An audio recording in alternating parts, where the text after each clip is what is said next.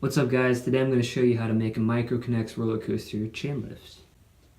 So the first thing that you want to have here is you want to have a solid structure beneath the track for your hill.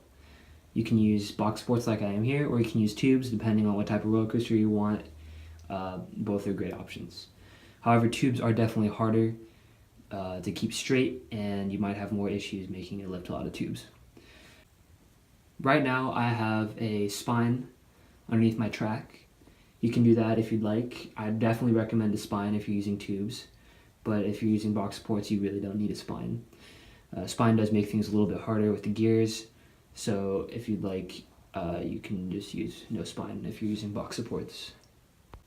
Essentially, I think where people run into the most problems with chain lifts is with the gear placement.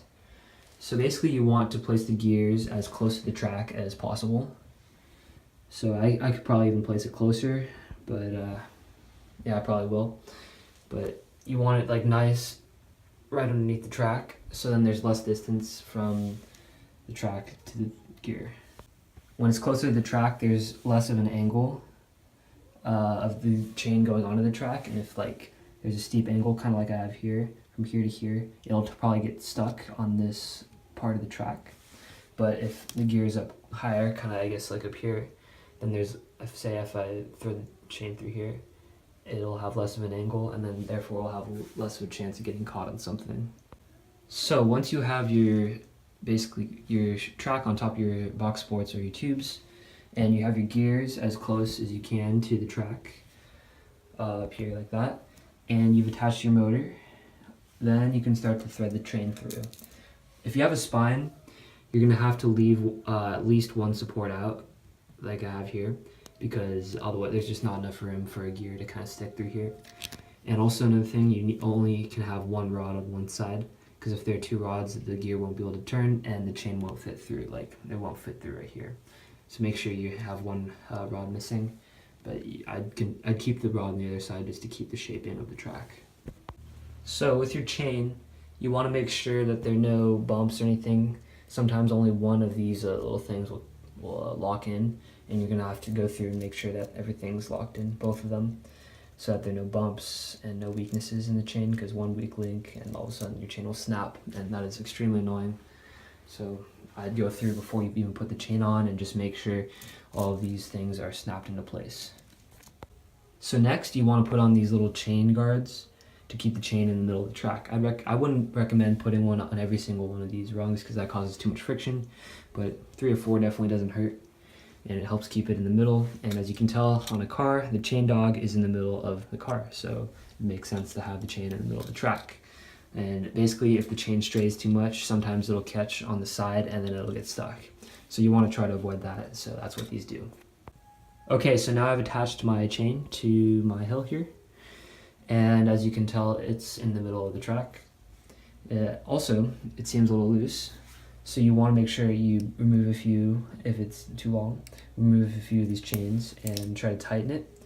You don't want it extremely tight, but you definitely want it to have some tension, because that helps just the smoothness of the chain. So now I've tightened it here, and it looks pretty good. So you want to go ahead and just give it a test. And it seems to run really well, actually.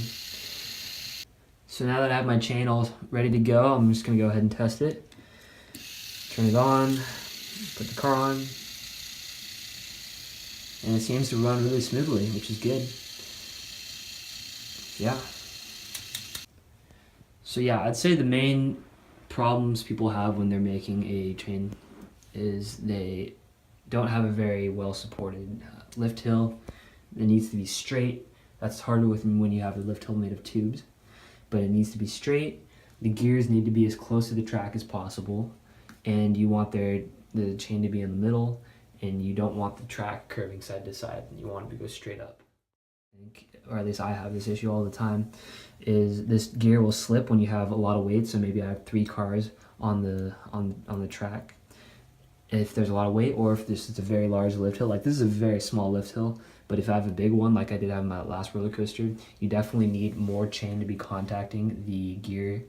So you can do that by putting a rod right here and making and having more circumference in contact with the chain, or just put another gear, and that's definitely smoother. So I'd recommend putting a gear. And then in that way, it shouldn't get stuck as easily. However, there are certain limits with this chain. This is just the normal like battery powered toy motor. So like you're gonna have issues if you try to make a massive chain lift with only one motor. It's gonna slip, it's gonna get caught, and it's gonna be difficult. But if you make a very well supported structure, you kind of have a general reliable path of which the chain can follow all the way back on its return, and you have a straight track and your gears are close, you should be fine. So yeah, I hope this helped you out. Let me know if there are any other tutorials you want me to do while I'm still injured and can't do anything. So yeah, thanks for watching.